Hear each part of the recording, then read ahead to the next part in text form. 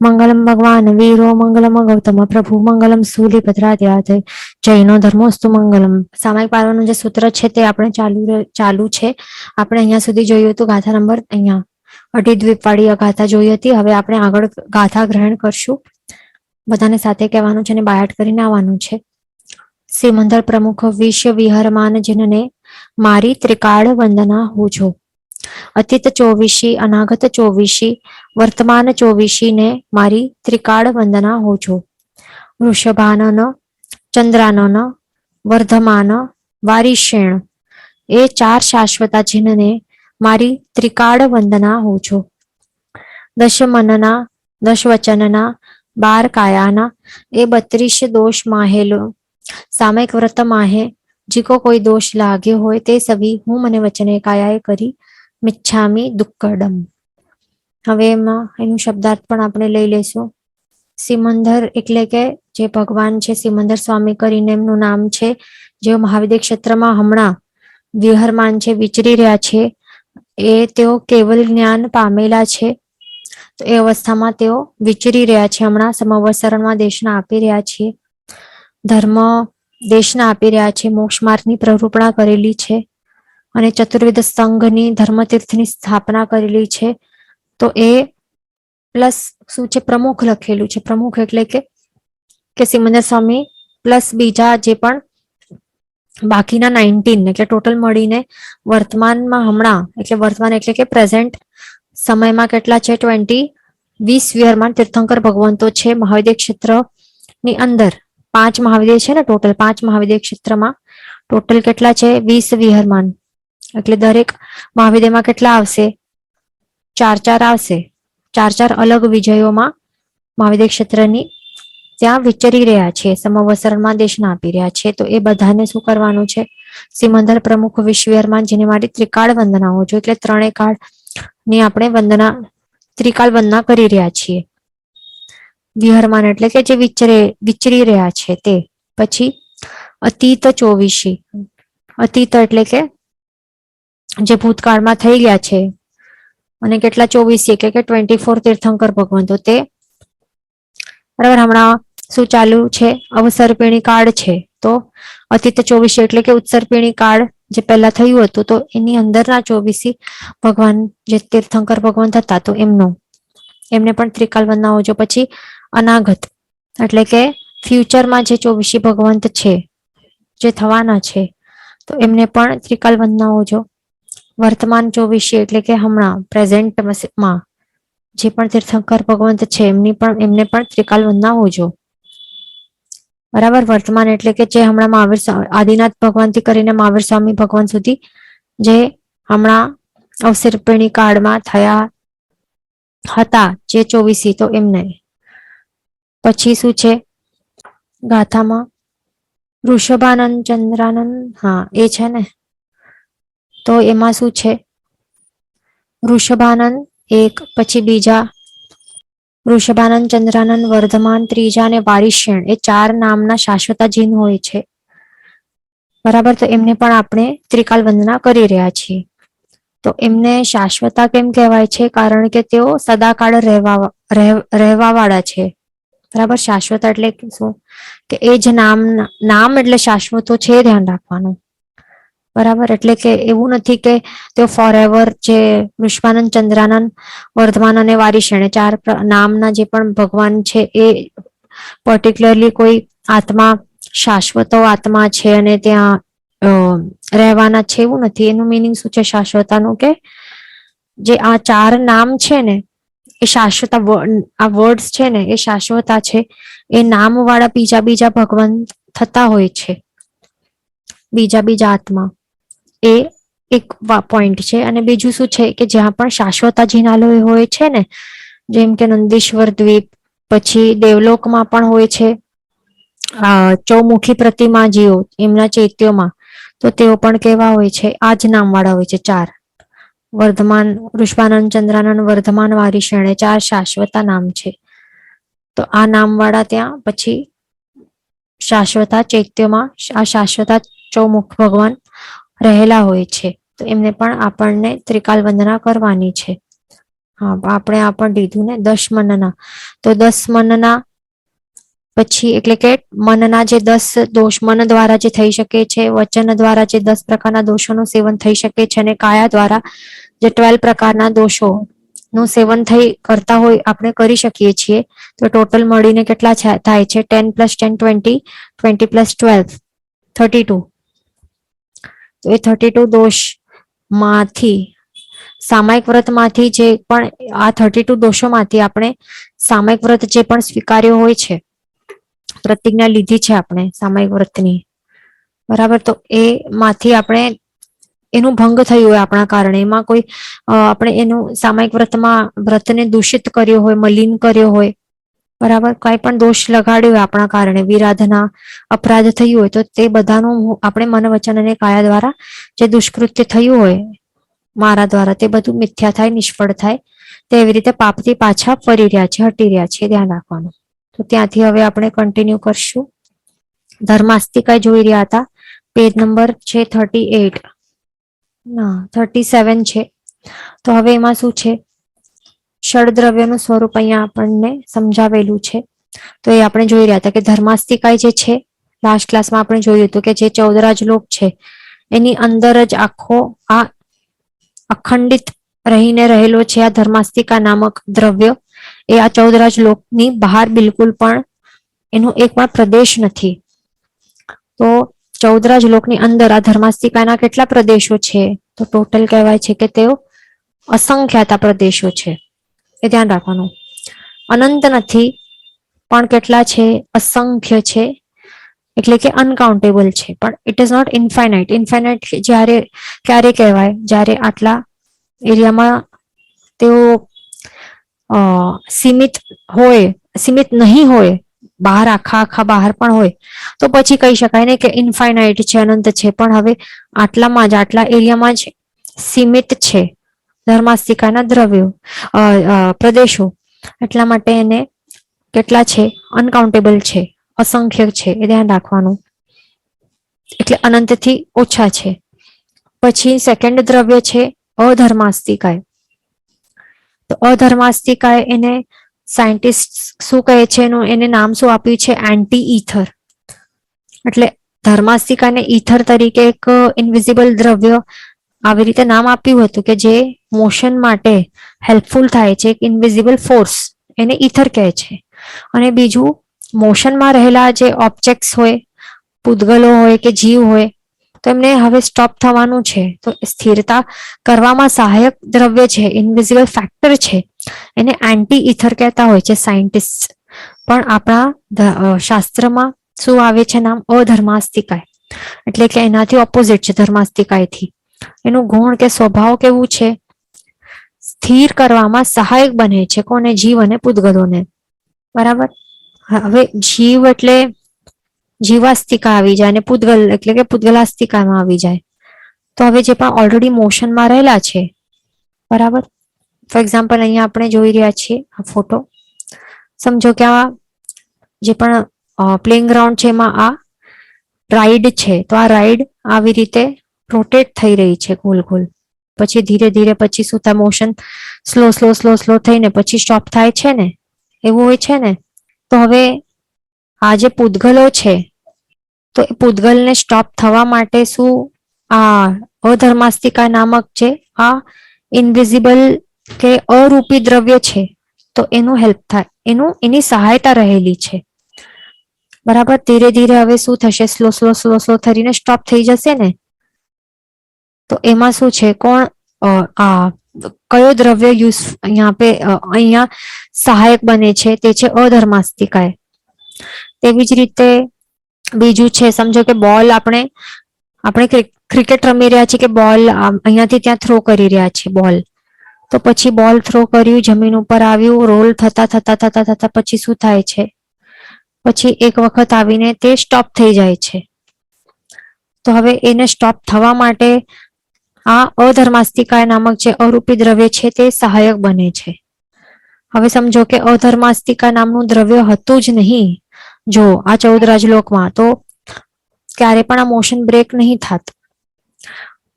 એટલે આ ચાલતો જાત ચાલતો જાત ચાલતો જાત. બરાબર, મોશન એનું સ્ટોપ નહીં થાત, બરાબર, જેટલું એનું સ્પીડ છે સ્પીડમાં ચાલતો જાત રોલ થતો જાત.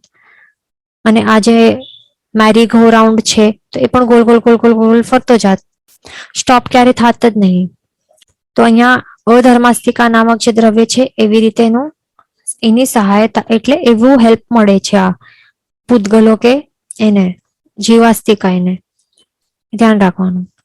બીજું અહીંયા એ પણ ધ્યાન રાખવાનું કે જે 14 લોક છે તો આ 14 લોક છે એની અંદર જ આખો અંદર જ એવરીવેર ફેલાયેલું છે આ અધર્માસ્તિકા નામક દ્રવ્ય, એનાથી બહાર બિલકુલ પણ નથી, બરાબર. એટલે કે બહાર આ દ્રવ્ય નથી એ ધ્યાન રાખવાનું, અંદર છે અને એક જ છે અને અખંડ છે એ પણ ધ્યાન રાખવાનું. અને એના પ્રદેશો કેટલા છે ટોટલ, એના પણ પ્રદેશો અસંખ્યાતા છે અને એ પણ અસંખ્ય કેટલા પ્રમાણમાં, ઇફ અસંખ્ય ઇઝ ઇક્વલ્સ ટુ એક્સ હોય, એક્સ છે અસંખ્ય ઇઝ ઇક્વલ ટુ એક્સ કહેવાય, બરાબર. કોનું અસંખ્ય?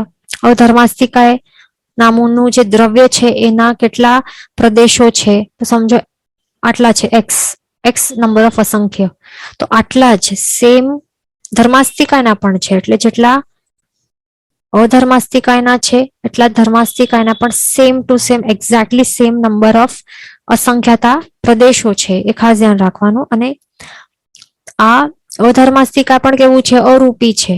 અરૂપી એટલે કે એનું વર્ણ ગંધ રસ સ્પર્શ નથી, વર્ણ નથી એટલે કે કોઈ કલર્સ નથી, વર્ણ ગંધ સ્મેલ નથી, ટચ નથી, આપણે અસ્પર્શી છે એટલા માટે આપણે એને સ્પર્શ જ નહીં કરી શકીએ.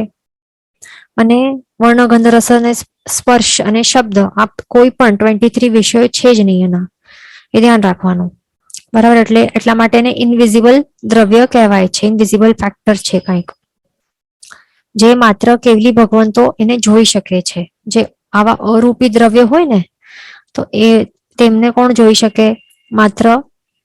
માત્ર ને માત્ર જે કેવલી ભગવંતો હોય, અર્યંત ભગવંત હોય, સિદ્ધ ભગવંતો હોય, માત્ર તેઓ જ જોઈ શકે છે, તેઓના કેવલ જ્ઞાન દ્વારા.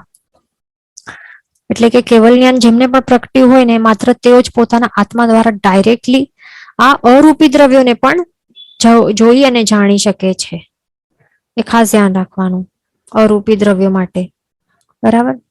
તો આવી રીતે આપણે સમજ્યા કે આ અધર્માસ્તિકા છે તો એના વિશે આપણે સમજી લીધું. આ બીજો દ્રવ્ય છે. હા, અને બીજું એક વાત, જ્યારે કોઈ પણ મનુષ્ય લોકમાંથી સાધના આરાધના વગેરે કરીને 8 કર્મોનું ક્ષય કરીને જ્યારે કોઈ પણ આત્મા સિદ્ધ ગતિ સિદ્ધ અવસ્થાની પ્રાપ્તિ કરે છે, એટલે છેલ્લો લાસ્ટ ટાઈમ શરીર ત્યાગ કરીને પછી સ્વસ્વરૂપમાં આવીને પછી સીધો રુજુગતિ કરે છે, પછી અહીંયાથી મોશન કરે છે ને અહીંયાથી નીચેથી ઉપર, બરાબર. માત્ર એક સમયમાં ત્યાં ઉપર પહોંચી જાય છે અહીંયા અગ્રભાગે 14 લોકના, તો એને પછી ત્યાં સ્થિર રહેવામાં કોણ સહાયક બને છે? આ જ અધર્માસ્તિકા. એ ખાસ ધ્યાન રાખવાનું. અને સ્થિર પણ ક્યાર સુધી રાખે છે? ત્યાં બધા જ અનંત આત્માઓને, દરેક અનંત આત્માઓને ત્યાર સુધી સ્થિર રાખે છે, સ્થિર રાખવામાં હેલ્પફુલ બને છે. તો એ સાદી અનંત કાળ સુધી, એટલે કે ફોર એવર એન્ડ એવર સુધી, ધ્યાન રાખવાનું. અને જો ધર્માસ્તિકા ન હોત તો કોઈ પણ જીવ કે પૂતગલ ચાલી જ નહીં શકત, મોશન જ નહીં થઈ શકત જો આ સહાયક દ્રવ્ય નહીં હોત તો, ગતિ સહાયક દ્રવ્ય નહીં હોત તો. અને અધર્માસ્તિકા એટલે કે સ્થિર રહેવામાં સહાયક દ્રવ્ય જે છે, જો આ નહીં હોત તો પછી આપણે જો સાયકલ ચલાવતા હોત તો પછી સાયકલ પછી ચાલતી જાત, બોલ હોય તો બોલ પછી ચાલતો જાત આગળ, ક્યારે પણ સ્ટોપ થઈ નહીં શકત. તો એટલા માટે આ સહાયક દ્રવ્ય બહુ જરૂરી છે. પછી ત્રીજું છે આકાશાસ્તિકા નામનું દ્રવ્ય. તો આ આકાશાસ્તિકા દ્રવ્ય જે છે તો એનું એ મેઇન ગુણ કે સ્વભાવ શું છે? એનું ગુણ છે અવગાહના. અવગાહના એટલે કે એમ કહી શકાય કે શું કે એ જે પણ અવકાશ આપે છે, એટલે કે જગ્યા આપે છે કોને જે પણ જીવ છે, પૂતગલો છે, જે પણ દ્રવ્યો છે, બધા દ્રવ્યોમાં બાકીના 5 દ્રવ્યો આવી જાય ને, તો બધા જ જે પણ દ્રવ્યો છે, જીવ ધર્માસિકા ધર્માસિકા બધાને જગ્યા આપે છે બસ, બરાબર. તો એને કહેવાય છે આકાશાસ્તિકાય, અવકાશ આપે છે, એ ધ્યાન રાખવાનું. હવે અહીંયા એક્ઝામ્પલમાં બતાડેલું છે કે દૂધ અને દૂધમાં પતાસું. તો હવે દૂધ છે, તો આ દૂધ છે એની અંદર આપણે પતાસું કે શુગર ક્રિસ્ટલ્સ આપણે નાખી દીધા. તો પછી શું કરે છે, એની અંદર જ એને સમાવી લે છે ને, અંદર જ દૂધ આ પતાસાને પોતાની અંદર સમાવી લે છે, જગ્યા આપી દે છે ને, આટલી જગ્યા આપી દીધી અહીંયા. તો આવું જ કાર્ય છે આકાશાસ્તિકાયનું. તો આકાશાસ્તિકાયનું શું આપણને ધ્યાન રાખવાનું છે, મેઇન પોઈન્ટ્સ કે આકાશાસ્તિકાય જે છે એના બે મુખ્ય વિભાગ છે.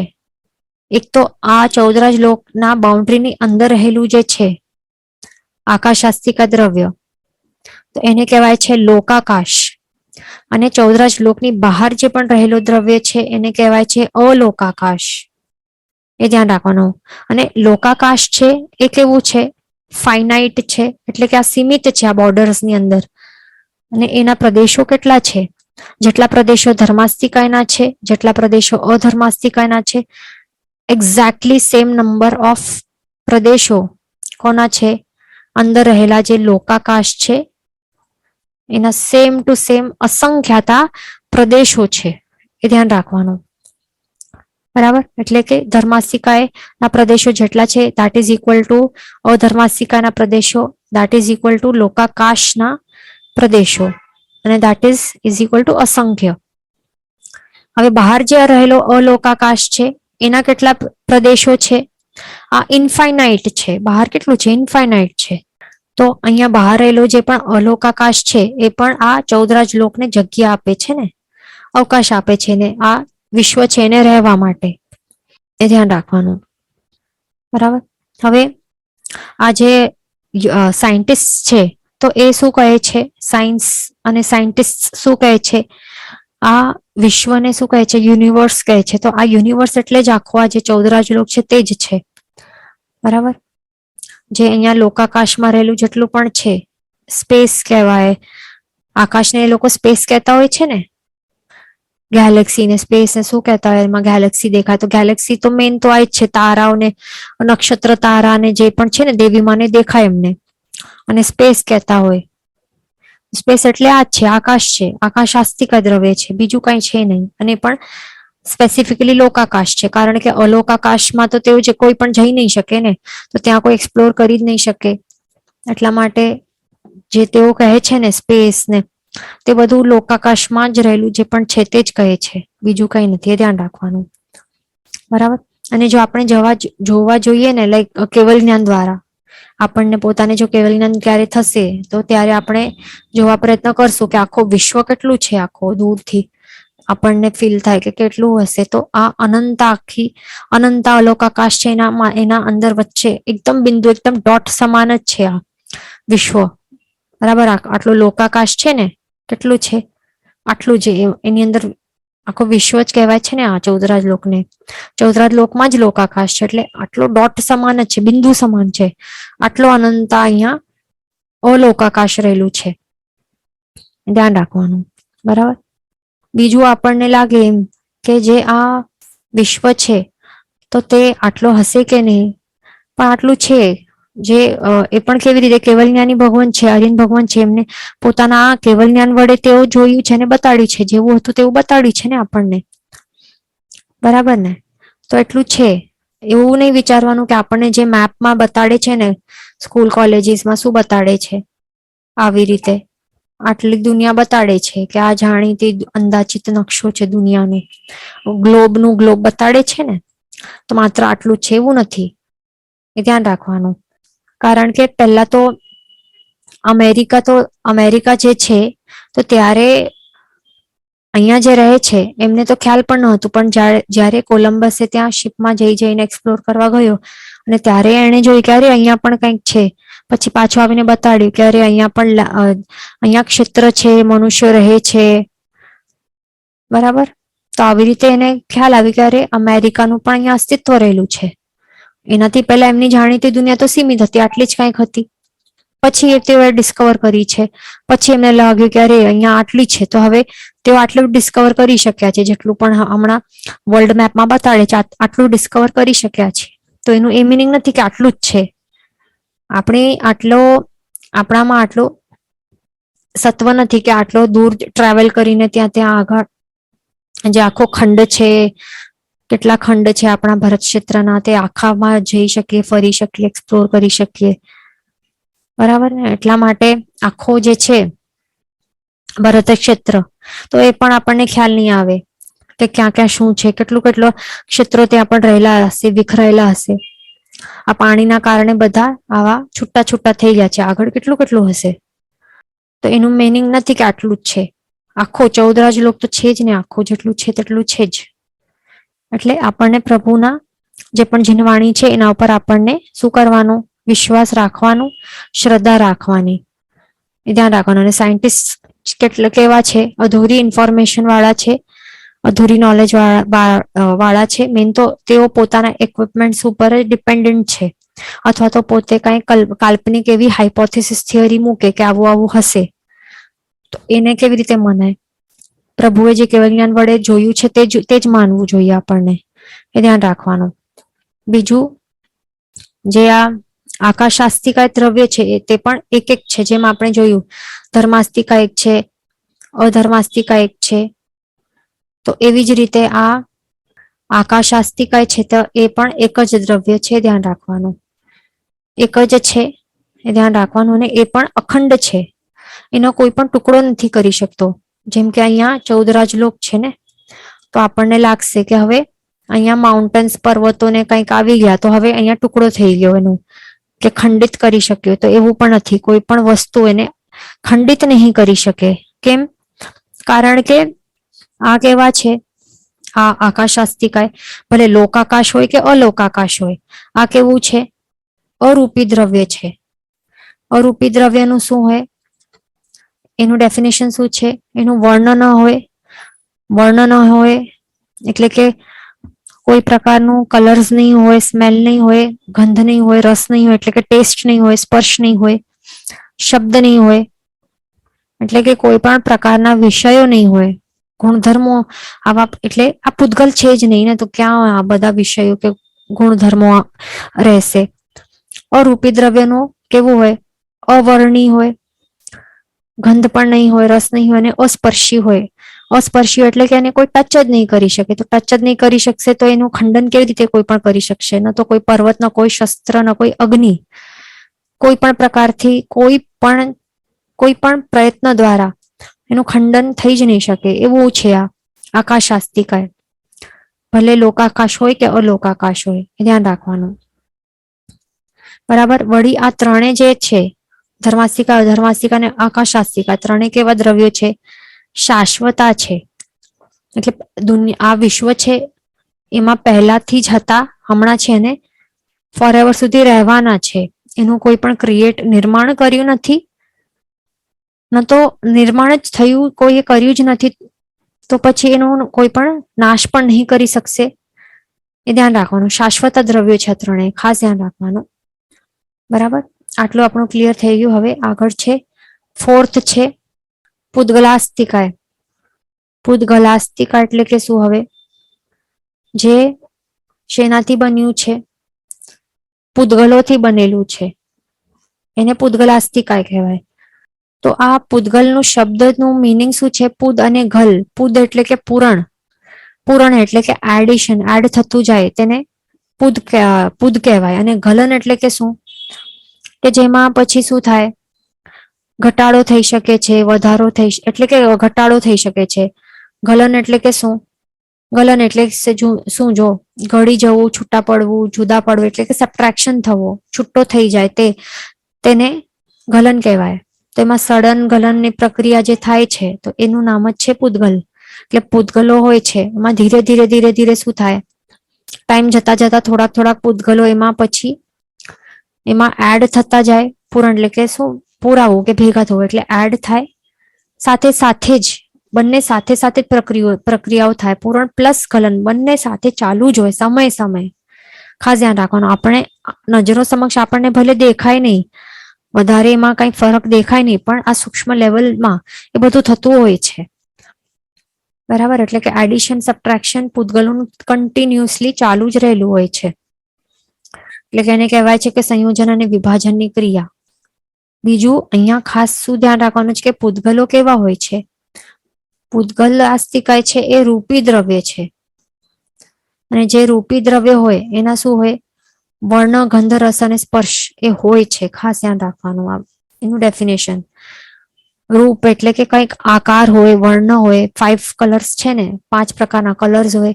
ગંધ બે પ્રકારમાંથી કંઈ પણ હોઈ શકે. રસ, ટેસ્ટ કેટલા હોય છે? 5 પ્રકારના અલગ અલગ ટેસ્ટ હોઈ શકે છે. અને સ્પર્શ 8 પ્રકારના અલગ અલગ સ્પર્શો હોઈ શકે છે. વર્ણ ક્યાં?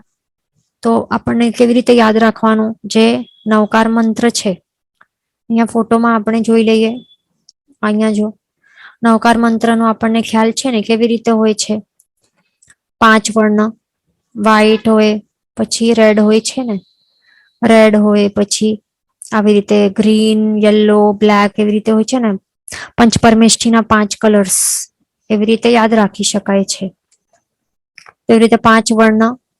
પછી ગંધ, 2 પ્રકારના ગંધ હોય છે, સુરભી ગંધ અને દુર્ભી ગંધ. સુરભી એટલે કે શું? સુગંધ. અને દુર્ભી ગંધ એટલે કે દુર્ગંધ. વર્ણ, ગંધ, રસ. હવે રસ જોઈ લઈએ. રસ કેટલા હોય? 5 પ્રકારના રસ હોય છે, એટલે કે 5 પ્રકારના ટેસ્ટ હોય છે. તો તિક્ત રસ, તિક્ત એટલે કે આવું મિર્ચી જેવું તીખું. પછી અમ્લ રસ એટલે કે ખાટું રસ, ઇમલી જેવું. પછી મધુર રસ, આ શુગર કેન જ્યુસ જેવું સ્વીટ. પછી કષાય રસ, કષાય એટલે કે આ આમળો છે, આમળાનું કષાય રસ એટલે કે ટેસ્ટલેસ કહી શકાય, તુરો રસ કહી શકાય. પછી આ લીમડાના પાન છે, એક કટુ રસ એટલે કે કડવો. એટલે 5 પ્રકારના ટેસ્ટ છે. તો એ અહીંયા રસનેન્દ્રિય દ્વારા આપણને શરીરમાં જે આ સાધન તરીકે મળ્યું છે રસનેન્દ્રિય, એટલે કે ટંગમાં રહેલું છે આ રસનેન્દ્રિય. તો એના દ્વારા આ જે પૂતગલોના 5 પ્રકારના જે ટેસ્ટ છે તો એની અનુભૂતિ કરી શકાય છે. જે આપણને અહીંયા નાક એટલે કે ઘ્રાણેન્દ્રિય મળ્યું છે, એ ઘ્રાણેન્દ્રિયની અંદર જે રહેલું છે આ ઘ્રાણેન્દ્રિય, આ ઇન્દ્રિય દ્વારા આપણને 2 પ્રકારના જે સ્મેલ હોય છે તો એ આપણે જાણી શકીએ છીએ. સિમિલરલી આંખોમાં જે એટલે કે જે ચક્ષુરેન્દ્રિય છે એના દ્વારા 5 પ્રકારના કલર્સ એ આપણે આઈડેન્ટિફાય કરી શકીએ છીએ. એ ધ્યાન રાખવાનું. બરાબર, એટલે કે ખાલી 5 પ્રકારના કલર્સ નહીં, જે એના રેન્જ હોય ને અલગ અલગ. આપણે તો ખ્યાલ હશે કેટલા કલર્સ કેટલા અલગ અલગ આવી રીતે રેન્જના અલગ અલગ હોય છે. પિંક હોય, બ્રાઉન હોઈ શકે, કાંઈ પણ હોઈ શકે. વળી આકારો પણ દેખાય છે ને, આ કે આવો કંઈક આકાર છે, આવો ફ્લાવરનો કંઈક આકાર છે, આવો આકારો દેખાય. તો એ બધું આનો વિષય છે ચક્ષુરેન્દ્રિયનો. પછી વર્ણ, ગંધ, રસ અને છે અહીંયા સ્પર્શ. સ્પર્શ એટલે કે આ જે સ્પર્શનેન્દ્રિય છે જે ચામડીની અંદર રહેલી છે, ઓલ ઓવર ધ બોડી, શરીરમાં ઓલ ઓવર શું રહેલું છે? સ્પર્શનેન્દ્રિય રહેલું છે. તો એના દ્વારા આપણને 8 પ્રકારના સ્પર્શોની અનુભૂતિ થઈ શકે છે આત્માને. તો કયો કયો છે? અહીંયાથી સ્ટાર્ટ કરીએ. સ્નિગ્ધ, સ્નિગ્ધ એટલે કે શું? કેવું? આ તેલના ચિકાસ જેવું ચીપચીપો સ્પર્શ, સ્નિગ્ધ. પછી વૃક્ષ, વૃક્ષ એટલે કે કેવું હોય? લુખ્ખો સ્પર્શ હોય. રાખ કેવી હોય? રાખ કેવી? લુખ્ખો હોય. એટલે એનું ઓપોઝિટ છે ને, આ તૈલીય સ્પર્શ છે, ચીપો ચિકાસ વાળો છે. પણ રાખ કેવી? લુખ્ખી, આખો ડ્રાય કેવી હોય? તો આ વૃક્ષ સ્પર્શ. પછી છે ગુરુ અને લઘુ. અહીંયા હા, તો ગુરુ એટલે કે હેવી સ્પર્શ. તો આપણે જ્યારે 1 લીટરની બોટલ આપણે હાથમાં એનો સ્પર્શ કરીએ, બરાબર, એટલે અહીંયા આપણો હાથ છે, તો અહીંયા 1 લીટરની બોટલ આપણે રાખી તો આપણને કેવા પ્રકારનું સ્પર્શની અનુભૂતિ થાય છે? સ્પર્શનેન્દ્રિય દ્વારા એક હેવીનેસ ફીલ થાય છે ને, તેને કહેવાય છે ગુરુ સ્પર્શ. અથવા તો જે નાનકડા એવા કીડા મકોડા હોય એના ઉપર આપણો પગ આવી જાય તો એમનું જે સ્પર્શનેન્દ્રિય છે એના દ્વારા એમને કેવા સ્પર્શની અનુભૂતિ થાય છે, હેવી સ્પર્શની અનુભૂતિ થાય જે તેઓ સહન નહીં કરી શકે. બરાબર. પછી છે ગુરુ, પછી લઘુ સ્પર્શ. લઘુ સ્પર્શ એટલે કે હલકો સ્પર્શ. જેમ કે અહીંયા કોઈક એવું કોટન બોલ અહીંયા મૂક્યું છે તો આપણને કેવું એકદમ હલકો હલકો સ્પર્શ કેવું લાગે, હલકો સ્પર્શ લાગે. બરાબર. પછી મૃદુ, મૃદુ સ્પર્શ કેવો છે એટલે જેમ કે આવું ગુલાબનું પેટલ્સ, ફૂલ છે ગુલાબનું, રોઝ ફ્લાવર છે, એના પેટલ્સ ને કોઈ ટચ કરીએ આપણે તો પછી કેવું સ્પર્શ, કેવું હાથમાં ઉપર સ્પર્શની ઉપર કેવી ફિલિંગ થાય. તો આત્માને એક કોમલતા સ્પર્શની અનુભૂતિ થઈ શકે છે આ સાધન દ્વારા. બરાબર. સ્પર્શનેન્દ્રિયના સાધન દ્વારા મૃદુ સ્પર્શ, સોફ્ટ સ્પર્શની અનુભૂતિ થાય છે. પછી કર્કશ સ્પર્શ, જેમ કે હવે આ શરીર છે એના ઉપર કોઈકે આવું શું કર્યું, સુઈનું પ્રહાર, સુઈ કે ભાલા કે તલવાર, ચાકુ કે કરવત કે કાંઈ પણ એવા પ્રકારનું અહીંયા આપણને વાગી જાય કે કોઈ મચ્છર પણ કરડે તો એ સમયે આપણને કેવા સ્પર્શની અનુભૂતિ થાય તે છે કર્કશ, ખરબચડો સ્પર્શ. તો આવી રીતે 8 પ્રકારના સ્પર્શોની અનુભૂતિ થાય છે. અરે હા, આ શીત અને ઉષ્ણ પણ રહી ગયું. શીત સ્પર્શ, શીત એટલે કે સમજો કે બરફ છે તો બરફ નો સ્પર્શ આપણે જ્યારે કરીએ તો શું થાય છે, ઠંડો ઠંડો શીતલ સ્પર્શની અનુભૂતિ થાય છે, શીતલતાની અનુભૂતિ થાય છે. પછી છે ઉષ્ણ સ્પર્શ એટલે કે અગ્નિ, સમજો કે અગ્નિમાં હાથ ગયો કે એની બાજુમાં આપણે હાથ મૂક્યો તો શું થાય, ગરમ ગરમ આવી રીતે ફિલિંગ થાય ને, અનુભૂતિ થાય, તો તે છે ઉષ્ણ સ્પર્શ. તો આવી રીતે 8 પ્રકારના સ્પર્શોની અનુભૂતિ આત્માને થાય છે આ સ્પર્શનેન્દ્રિયના દ્વારા. ધ્યાન રાખવાનું. તો આપણે જોઈ લીધું કે શું હોય છે વર્ણ, ગંધ, રસ અને સ્પર્શ એટલે કે શું હોય છે. તો આપણી વાત ચાલતી હતી પૂતગલોની. તો આ જે પૂતગલાસ્તિકાય છે એમાં શું હોય છે, એને રૂપી દ્રવ્ય કહેવાય છે. ખાસ ધ્યાન રાખવાનું. એટલે કે જે પણ પૂતગલો રહેલા હોય, જેટલા પણ પૂતગલો રહેલા હોય આ 14 રાજલોકની અંદર, તો એ બધા જ A to Z બધા જ પૂતગલોનો આ મેઇન પ્રોપર્ટી છે. કારણ કે તેઓ અરૂપી છે તો વર્ણ, ગંધ, રસ, સ્પર્શ તો હોય જ, કોઈક ના કોઈક જાતના હોય જ બધાને. ભલે તે સૂક્ષ્મ હોય, આપણને ફીલ નહીં થાય, સ્મેલ કે ટચ નહીં થાય ને, છતાં પણ હોય એમનું. એ ખાસ ધ્યાન રાખવાનું. માત્ર એમનું સાઈઝ જે છે તો એ નાનકડું હોઈ શકે એટલા માટે આપણને ખ્યાલ નહીં આવે. જેમ કે હવા છે, જે હવા ચાલી રહી છે એટલે તે શું છે, વાયુકાયના જીવો છે ને. તો વાયુકાયના જીવો છે તો તેઓ એવી જ રીતે આત્મા એમના ઉડતા નથી, પણ એમના શરીરો છે ને શરીરધારી આત્માઓ છે, વાયુકાયના જીવો. તો એમનું શરીર આપણને દેખાય છે, દેખાતું નથી ને. શરીરનું વર્ણ તો છે કે નથી છે, આપણને દેખાતું નથી, આકાર નથી દેખાતું, ના કલર દેખાય છે. તો પછી આપણને પ્રશ્ન આવે કે વાયુકા જીવોનું કઈ કલર છે કે નહીં, એ પણ પૂતગલથી એનું શરીર બનેલું છે. તો વર્ણ, ગંધ, રસ, સ્પર્શ, તો ભલે ગંધ આવી જાય છે ક્યારેક, સ્પર્શ પણ થાય છે. વર્ણ, ગંધ, રસ, અને રસ કોઈક એવા હોય કે એવા કોઈ ગેસ હોય સ્ટ્રોંગ, તો ક્યારેક જીભ ઉપર ટેસ્ટ રહી જાય એવું કોઈક સ્ટ્રોંગ એવું પર્ટિક્યુલર ગેસ હોય તો ચલો એ બધું થાય. પણ વર્ણ પણ હોય, પણ માત્ર એમના જે શરીરો હોય નાનકડા હોય કે આપણને ખ્યાલ નથી આવતું. બરાબર. ધ્યાન રાખવાનું. પણ કેટલા કેટલા ગેસનું કલર પણ હોય છે. તો આવી રીતે બીજું જે કર્મ છે, કર્મ પણ આ પૂતગલ વર્ગણાના સ્કંધો છે. તો કર્મ છે એનું પણ વર્ણ, ગંધ, રસ, સ્પર્શ. કર્મ પણ શું છે, પૂતગલ જ છે. જે કાર્મણ વર્ગણા કહેવાય છે ને, કાર્મણ વર્ગણાના પૂતગલ સ્કંધો, એ પણ શું છે, પૂતગલ જ છે. એ ધ્યાન રાખવાનું. જેટલું પણ, અને હા બીજું એ ધ્યાન રાખવાનું કે આ 14 રાજલોક છે એ 14 રાજલોકની અંદર જ આ પૂતગલાસ્તિકા દ્રવ્યો રહેલા છે. તો હવે આપણને લાગે કે કેટલા જ હશે, કેટલા પૂતગલો છે, તો અનંતા છે.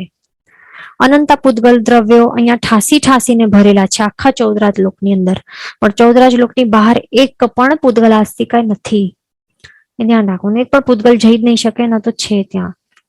આ પૂતગલ દ્રવ્યો છે તો તેઓનું શું હોય છે, એટલે બનેલા શેનાથી હોય છે, એના પણ કેટલા ભેદ થાય છે? 4 ભેદ થાય છે પૂદગલાસ્તિકાયના. તો એ પૂદગલાસ્તિકાય પણ આપણે સમજી લઈએ કે કેવી રીતે શું હોય છે. તો અહીંયાથી આપણને ખ્યાલ આવશે કે જે અહીંયા સ્કંધ દેખાય છે, નહીં તો અહીંયાથી સ્ટાર્ટ કરીએ. પહેલા અહીંયા આપણે પ્રદેશોની વાત કરી હતી, આપને ખ્યાલ હોય તો કે ધર્માસ્તિકાના કેટલા પ્રદેશો હોય, પ્રદેશથી સ્ટાર્ટ કરશું. તો ધર્માસ્તિકાય અને અધર્માસ્તિકાય અને લોકાકાશના કેટલા પ્રદેશો આપણે કીધા કે અસંખ્યાતા પ્રમાણમાં હોય છે ને પ્રદેશો. પ્રદેશો એટલે કે આવી રીતે જે અહીંયા આપણને બુંદીનું લાડુ દેખાય છે, તો તેમાં શું સમજવાનું કે એક જ બુંદી ગણવાની અહીંયા, તો એને એક પ્રદેશ કહેવાય છે. બરાબર, આખો બુંદીનું લાડુ છે એમાં ઘણા બધા પ્રદેશો, અહીંયા ઘણા બધા પ્રદેશો છે. એક એક બુંદી છે એને એક એક પ્રદેશ જો આપણે ગણીએ તો ઘણા બધા પ્રદેશોનું આ એક સમૂહ જ રૂપ છે આ બુંદીનો લાડુ. તો કોઈ પણ એક જે છે તો એને પ્રદેશ સમજવાનો. તો એવી જ રીતે આ 14 લોક છે, એની અંદર શું છે, આખો ધર્માસ્તિકા ભરેલો છે, આખો અધર્માસ્તિકા. આ બુંદીનો લાડુ કેવું છે સમજવાનું કે અહીંયા આખો બુંદીનો લાડુ છે આવો શેપનું, અને દર એક બુંદી છે એ એક પ્રદેશ છે. બરાબર, અને કેટલા પ્રદેશો છે ધર્માસ્તિકામાં? અસંખ્યાતા છે. અધર્માસ્તિકામાં પણ અસંખ્ય પ્રદેશો છે, અને લોકાકાશના પણ અસંખ્ય પ્રદેશો છે. એવી જ રીતે અલોકાકાશ છે, બહાર અહીંયા રહેલું છે, એમાં કેટલા છે પ્રદેશો? આવા અનંતા છે. એ ધ્યાન રાખવાનું. તો પ્રદેશો તો આપણે સમજી લીધું. બીજું ખાસ વાત શું છે પ્રદેશની કે તે અહીંયા ભલે આપણે બુંદીનું ઉપમા આપેલી છે, પણ બુંદી તો કેવી હોય, તૂટી શકે. આ તો એક્ઝામ્પલ માત્ર માટે લીધું છે, પણ પ્રદેશ કેવા હોય? જે સ્મોલેસ્ટ પોસિબલ તે યુનિટ છે, એના બે હજી ભાગ ટુકડા નહીં થઈ શકે આગળ. આટલું નાનામાં નાનું સૂક્ષ્મથી સૂક્ષ્મ સ્મોલેસ્ટ પાર્ટિકલ છે આ, સ્મોલેસ્ટ ઇનડિવિઝિબલ પાર્ટિકલ. કેવળ જ્ઞાની ભગવંતની નજરમાં પણ, એમના જ્ઞાનમાં પણ તેમના બે ભાગ હજી નહીં થઈ શકે, આટલો એક સ્મોલેસ્ટ પાર્ટિકલ છે આ. એ ધ્યાન રાખવાનું. તો એને પ્રદેશ કહેવાય છે. અને પ્રદેશને પ્રદેશ ક્યારે કહેવાય? જ્યારે એ આખો આવી રીતે લાડુ છે ને એનો એક ભાગ રહેલું હશે ને, તો ત્યારે જેને પ્રદેશ કહેવાય. જ્યારે આ એક બુંદી અહીંયાથી છૂટી પડી ગયા લાડુમાંથી, એટલે કે જ્યારે આખો આ ભાગમાંથી આ એક જ પ્રદેશ છૂટો પડી જાય તો એને પછી પરમાણુ કહેવાશે. એ સેમ શું થશે? નામ બદલી જશે. જ્યાર સુધી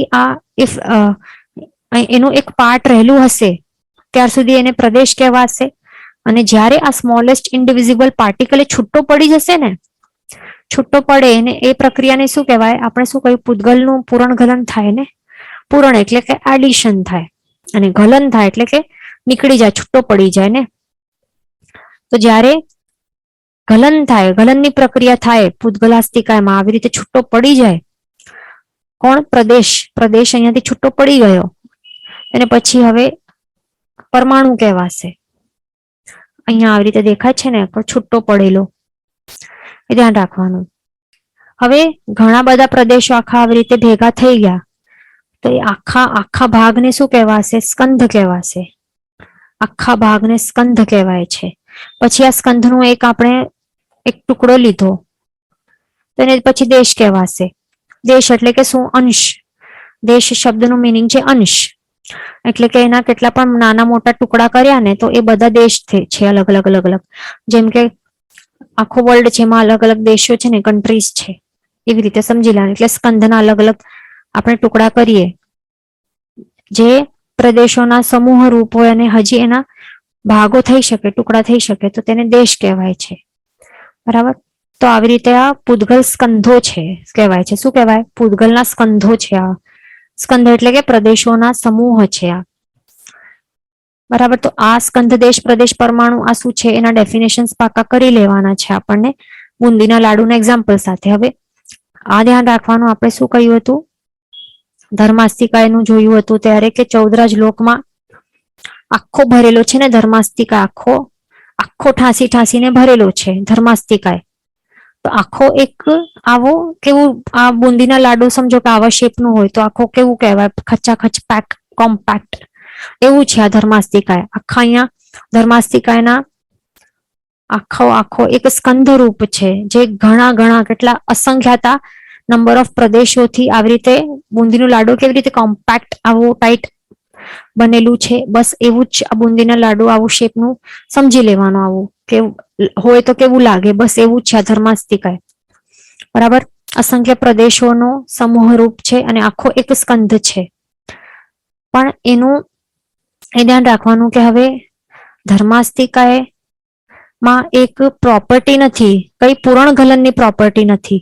જેમ પૂદગલાસ્તિકાયમાં શું છે, પૂદ અને ગલ, પૂરણ અને ગલન થતું જાય ને, એટલે કે એડિશન થતા જાય અને ગલન એટલે કે સબટ્રેક્શન પણ થતા જાય. એનું આ પ્રોપર્ટી માત્ર પૂદગલાસ્તિકાયમાં છે, બીજા કોઈ પણ દ્રવ્યોમાં નથી. એટલા માટે યાદ રાખવાનું કે ધર્માસ્તિકામાં પૂરણ ગલનની પ્રોપર્ટી છે જ નહીં. તો એનું મીનિંગ કે એના પ્રદેશો છે એ છૂટા થઈને ક્યાંક છૂટા થઈને પરમાણુ રૂપ ક્યારે બનશે નહીં.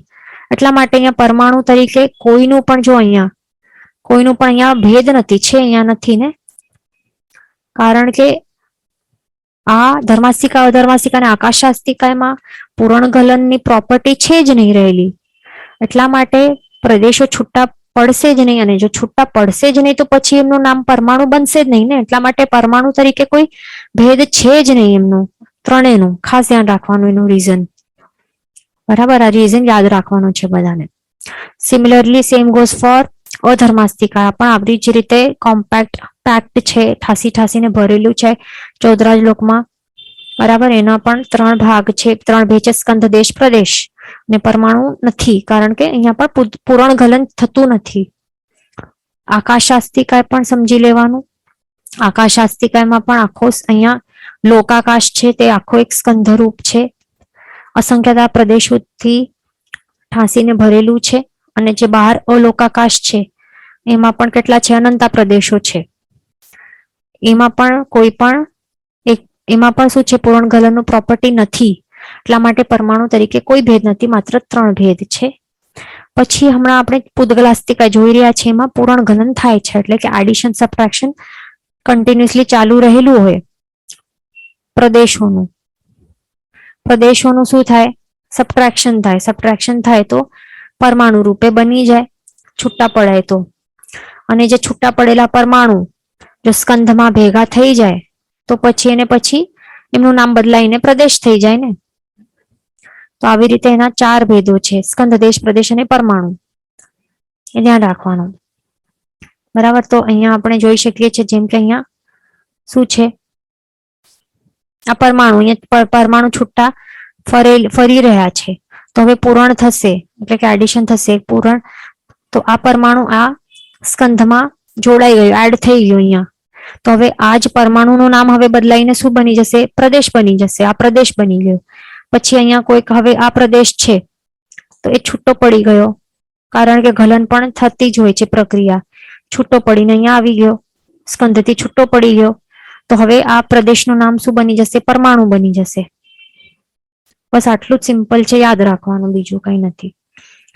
બરાબર, તો હવે આ પૂદગલાસ્તિકાય છે, તો એ 14 શ્લોકમાં પૂદગલાસ્તિકાય પણ કઈ એવું દ્રવ્ય નથી કે જે હવે આ જે મૂળ એનું છે, પૂદગલાસ્તિકા મૂળ દ્રવ્ય એ પણ શાશ્વત જ છે, બસ એના પર્યાયો એ બદલાય છે, એ ખાસ ધ્યાન રાખવાનું.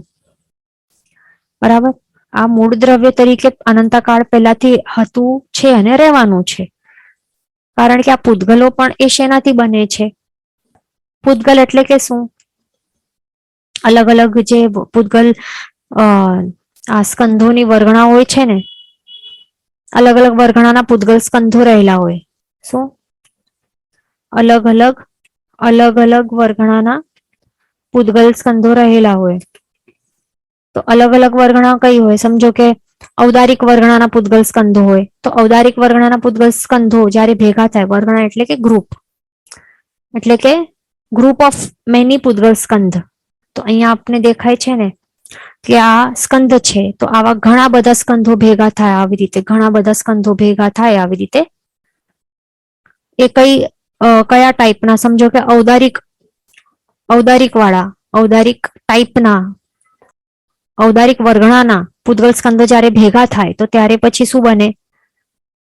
જે મનુષ્યનું આપણું જે શરીર છે ને તો આવું બને, બરાબર. એટલે કે ઔદારિક ટાઈપના વર્ગણાના પૂતગલ સ્કંદોથી જે અહીંયા તિર્યંચો છે ને એનિમલ્સ હોય, એનિમલ્સ તિર્યંચ ગતિમાં કોણ કોણ આવી શકે? એક ઇન્દ્રિય પણ એનિમલ્સ, અરે તિર્યંચો છે, બે ઇન્દ્રિય, તે ઇન્દ્રિય, ચોરિન્દ્રિય આ પણ તિર્યંચો છે, એમના શરીરો હોય છે ને. એટલે એક ઇન્દ્રિયમાં પૃથ્વી આપકતે વનસ્પતિ કાય, એટલે કે વેજીટેબલ્સ હોય, અગ્નિ હોય, પાણી હોય, એ બધાના શરીરો આ ઔદારિક વર્ણના પૂતગલ સ્કંધોથી બનેલા છે. એટલે કે શું કે આ બધા પૂતગલો જ છે એમના પણ શરીર. પછી વિકલેન્દ્રિયના પણ એ સમજવા, પંચેન્દ્રિયમાં કોણ કોણ આવે? પછી મનુષ્ય અને પંચેન્દ્રિય તિર્યંચ એ બંનેના પણ શું હોય? ઔદારિક વર્ણના પૂતગલ સ્કંધોથી એમના શરીરો બનેલા હોય છે. એટલે કે જે પણ દેખાય છે ને આસપાસ આપણને, બધું જ A to Z એ બધું આ જીવોની હત્યા કરીને, હિંસા કરીને બનાવેલું છે ને. એકેન્દ્ર જીવોની હિંસા હત્યા કરીને એમના શરીરો દ્વારા બધું નિર્માણ કરેલું છે. ભલે તે બુક હોય, બુક પણ અહીંયા વનસ્પતિથી બનેલું છે ને. બુક્સ હોય કે પૃથ્વીકાયની હિંસા કરીને શું બનેલું છે? રોડ બનેલું છે, બિલ્ડિંગ્સ બનેલી છે. ખાવાનું જે આપ ભોજન કરો છો એ ભોજન પણ કયા શું છે? પણ પૂતગલો છે, કારણ કે એ પણ વનસ્પતિ કાય જીવોની હિંસા કરીને એમના શરીરથી બનેલું છે. એટલે કે જે પણ આપણે પી રહ્યા છે, પાણી હોય, ખાવાનું હોય કે આંખો સમક્ષ જે પણ દેખાય છે, જે પણ વસ્તુઓ, પીસી હોય, ક્લોક હોય, વોલ હોય, ફેન હોય, ફ્લોરિંગ છે, કપડા છે, બધું જ ઔદારિક વર્ગણાના પૂતગલ સ્કંધોથી બનેલા છે. એટલે કે મેન શું કે ઇન સિમ્પલ વર્ડ્સ, જે પણ દેખાય છે ને આસપાસ દુનિયામાં આપણને આંખોથી, આપણી ચર્મચક્ષુથી, એ બધું શું છે? પૂતગલ છે. બધું જ પૂતગલ છે. જીન વચન વિરુદ્ધ બોલાયું હોય તો મિચ્છામિ દુક્કડમ. સર્વમંગલ માંગલ્યમ સર્વકલ્યાણ કારણમ પ્રધાનમ સર્વધર્માણમ જનમ જેતિ શાસનમ પ્રણામ.